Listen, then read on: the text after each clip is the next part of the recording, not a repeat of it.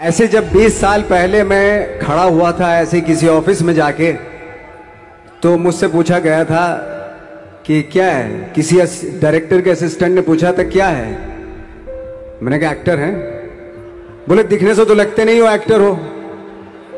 तो क्या होता था कि इंडस्ट्री में हमेशा ये चलन था कि एक्टर हीरो जो होता है वो 6 फुट का होता है और गोरा होता है और लंबा चौड़ा बल्ले छल्ले होते हैं। मतलब हम तो बस ऐसे ही चले गए थे, ऐसा समझता था वो। और शिप्रा, मैं ये आपको यकीन दिलाना चाहता हूं इस चीज का कि मेरे खुद के रिश्तेदारों ने भी, जब मैंने उनसे इच्छा जाहिर की कि मैं एक्टर बनना चाहता हूं, तो उन्होंने भी मुझे डीमोरलाइज किया कि पहले शक्ल तो देख ले अपनी, क्योंकि 5 फुट का छोटा पतला दुबला सा आदमी, काला कलूटा। मुझे खुद को पता नहीं था कि इंडस्ट्री में मेरा क्या हाल होगा, बट एक जिद थी और हजारों लाखों, मतलब सालों साल से इंडस्ट्री में सिर्फ यही चलन था कि एक्टर तो, हीरो तो जो है ऐसा होता है। लेकिन सब ऑड सिचुएशंस के बावजूद भी गए। लेकिन एक चीज मेरे दिमाग में थी कि जो सब कर रहे हैं वो नहीं करना है, तो अलग क्या करूं, अलग क्या होना चाहिए। उसके लिए ट्रेनिंग की जरूरत थी, जो मैंने नेशनल स्कूल ऑफ ड्रामा में आके ट्रेनिंग ली। 3 साल मैंने एक्टिंग की पढ़ाई की वहां पे, और अपनी एक क्राफ्ट के बारे में समझा कि एक्चुअली इस पर्सनैलिटी में अगर मैं लोगों को इंप्रेस करना चाहता हूं, उसके लिए एजुकेशन की बहुत जरूरत है। या जो भी आप काम कर रहे हो उसमें क्राफ्ट, उसका एक्सपर्ट होना बहुत जरूरी होता है। ऐसे ही हवा में नहीं कि जैसे पहले होता था, अरे यार तो बहुत खूबसूरत दिखता, फिल्मों में जाके काम करना शुरू कर दे। ऐसा नहीं, किसी चीज को बारीकी से जानना, उसके लिए ट्रेनिंग की, एक्सपर्ट्स की, एक्सपीरियंस की जरूरत होती है। तो मैंने ट्रेनिंग ली नेशनल स्कूल ऑफ ड्रामा से, और 2000 में मैं पहुंच गया मुंबई। मुंबई पहुंचने के बाद जब हम किसी ऑफिस में जाते थे, आई थिंक उससे पहले चलन नहीं था बिल्कुल भी। हम लोग गए, जैसे मैंने बताया कि ऑफिस में खड़े हो के, भाई हम एक्टर हैं, काम दोगे क्या। तो बोले पहले हुलिया तो देख अपना तू। तो ये हर बार सुनने के लिए मिलता था, और वो बात भी सही थी, क्योंकि उससे पहले कभी कोई आपने देखा नहीं होगा कोई इतना बड़ा, कोई इतनी सी पर्सनैलिटी का 5 फुट 6 इंच का आदमी, पतला दुबला सा मरियल सा, कि कभी ये इस तरह के लोग एक्टर भी बन सकते हैं, हीरो भी बन सकते हैं, स्टार भी बन सकते हैं। ऐसा चलन था ही नहीं। मैं कॉन्फिडेंट था बिकॉज ऑफ माई ट्रेनिंग। मैंने ट्रेनिंग ली थी और अपनी क्राफ्ट के बारे में बहुत अच्छे से जानता था मैं, और उस चीज का सिर्फ कॉन्फिडेंस था मुझे कि आज नहीं तो कल, कल नहीं तो परसों, या 10 साल या 20 साल या 30 साल, 30 साल के बाद नंबर जरूर आएगा मेरा। मैंने कभी भी अपने को टारगेट नहीं किया, टारगेट नहीं दिया मैंने कि अगर 2 साल ट्राई करके देखता हूं, उसमें अगर हो गया तो ठीक है, वरना कोई दूसरा फील्ड अपना लूंगा। ऐसा कभी नहीं। जिस चीज का पैशन होता है, जज्बा होता है, अगर आप दिल से चाह लो ना, तो पूरी दुनिया झुक जाती है उसके ऊपर। उसको पूरा करने के लिए पूरी कायनात एक हो जाती है कि इस आदमी की जिद के लिए, इस आदमी की जिद के आगे झुकना पड़ेगा, और पूरी दुनिया झुकती है आपकी जिद के आगे। लेकिन आपको जिद्दी होना पड़ता है, आपको बहुत सारे सेक्रीफाइस भी करने पड़ते हैं, क्योंकि ये आपने चाहा है। परीक्षा देनी पड़ती है आपको, जितना बड़ा इम्तिहान होगा उतनी बड़ी परीक्षा भी देनी पड़ेगी। आसान काम नहीं है। छोटे छोटे टारगेट बनाएंगे तो छोटों में निपटारा हो जाएगा। हमेशा अपने आप को टारगेट बढ़ा दो। तो उसके लिए हमेशा अपने आप को अनकंफर्ट जोन में डालो, कि जो इम्पॉसिबल है उसको पॉसिबल करने की शिद्दत, पैशन आपके अंदर होना चाहिए, वो हो जाता है। आज जो दुनिया में इतने सारे एक्सपेरिमेंट हुए हैं, ये सिर्फ इसी बिना पे हुए हैं, पागलपन के जरिए ही हुए हैं ये सारे एक्सपेरिमेंट। एक मैंने कहीं सुना था कि जब आप एक्सपेरिमेंट करते हैं तो फेलियर भी होते हैं, कई बार फेलियर होते हैं। कोई एक एक्सपेरिमेंट करने के लिए, कोई एक चीज करने के लिए बहुत बार हमने भी झेला है, बहुत बार फेलियर हुए हम लोग। लेकिन एटलीस्ट हमें इतने सारे फेलियर होने से इतने तरीके पता चले कि इन तरीकों से सक्सेस नहीं मिल सकती। फॉर एग्जाम्पल, एडिसन ने जब बल्ब का आविष्कार किया तो 100 बार एक्सपेरिमेंट किए अपनी जिंदगी में। 100 बार एक्सपेरिमेंट करने के बाद जब उसको पता चला कि अरे फॉर्मूला तो ये था बल्ब बनाने का, तो एटलीस्ट उसको ये, उसके साथ साथ उसको ये भी पता चला कि 100 जो तरीके हैं, 100 तरीकों से बल्ब नहीं बनता, ये भी पता चला उन फेलियर्स में उसको।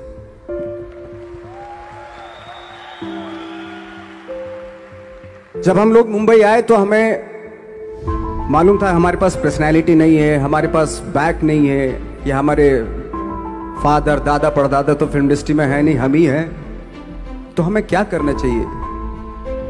इसलिए लोगों के बीच में घुसे रहते थे, आम लोगों के बीच में घुसे रहते थे, उनका एक्सपीरियंस सुनते थे, उनको ऑब्जर्व करते थे।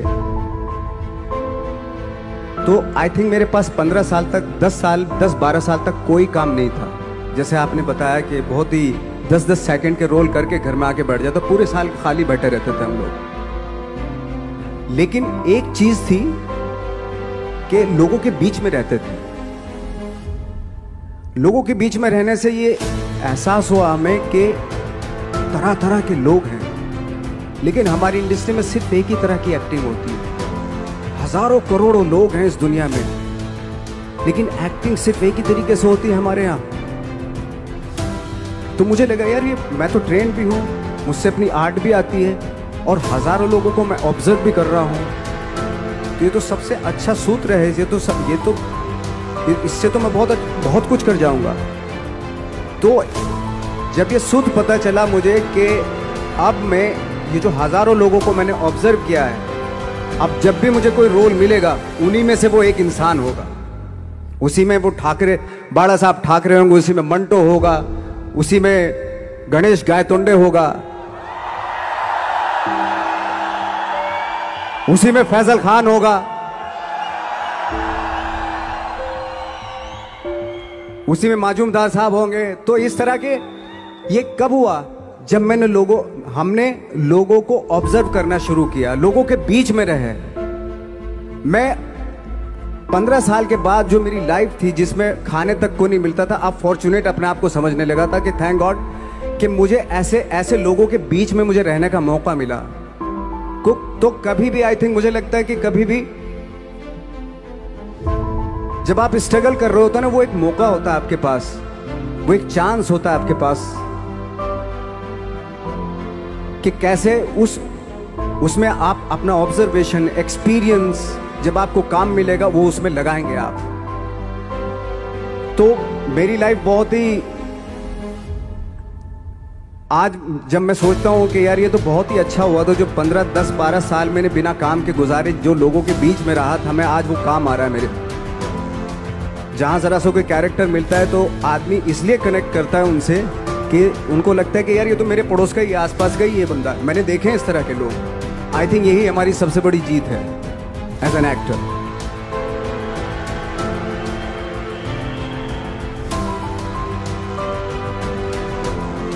ऑफ कोर्स स्ट्रगल में बहुत सारी चीजें सेक्रीफाइस करनी पड़ती हैं, क्योंकि खुजली आपको हुई है, आप ही को मिटानी पड़ेगी।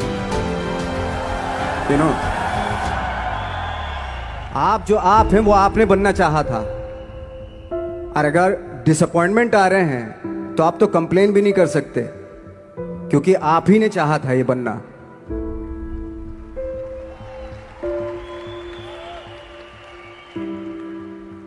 तो बस यही था कि 10-12 साल तक मैंने सोचा था, 10-12 साल जब स्ट्रगल हो गए तो मेरे बहुत ज़्यादा वो भी हुआ कि यार छोड़ के चले जाते हैं, कुछ काम मिल नहीं रहा है, क्या हो रहा है कुछ पता नहीं, आई डोंट नो मिल पाएगा या नहीं मिल पाएगा।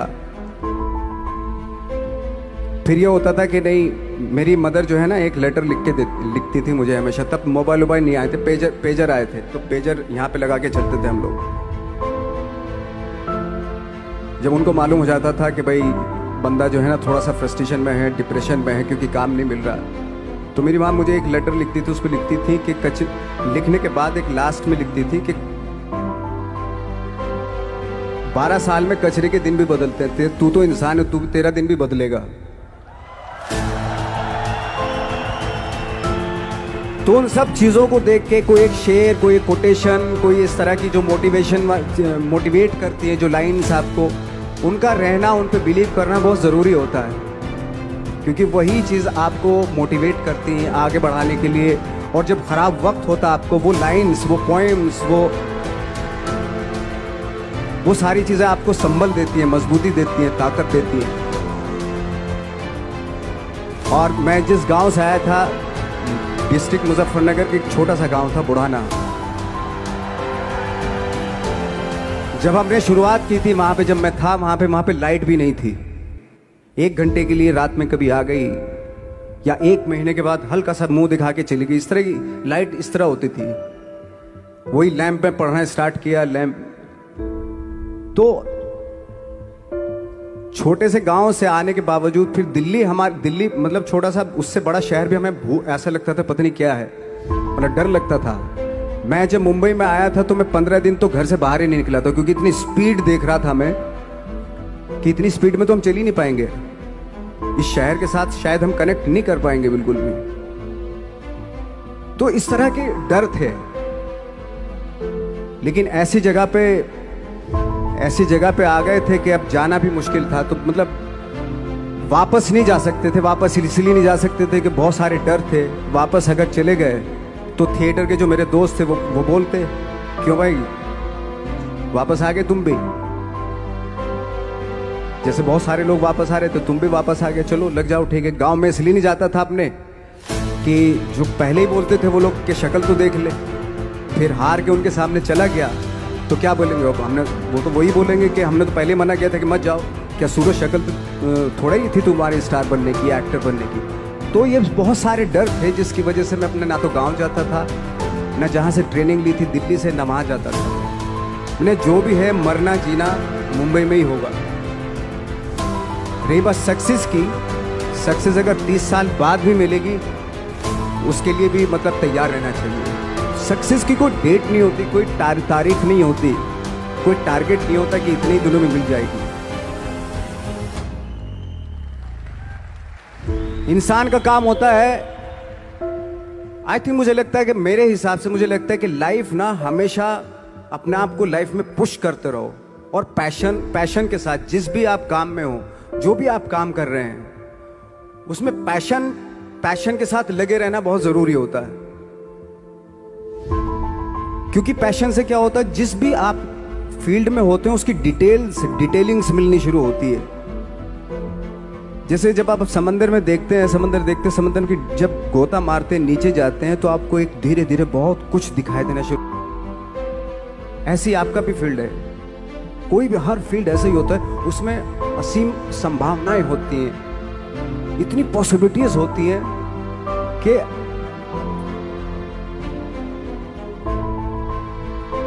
आई थिंक दुनिया का हर काम में इतनी सिर्फ अगर एक दर्जी है पैंट सीता है, 1000 तरीके की पैंट सी सकता है वो, अगर वो चाहे तो।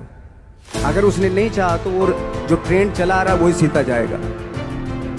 लेकिन अगर उसने चाह लिया कि मैं ऐसा कुछ करता हूं तो 1000 तरीके की पैंट उसी में 1000 तरीके की सी देगा वो।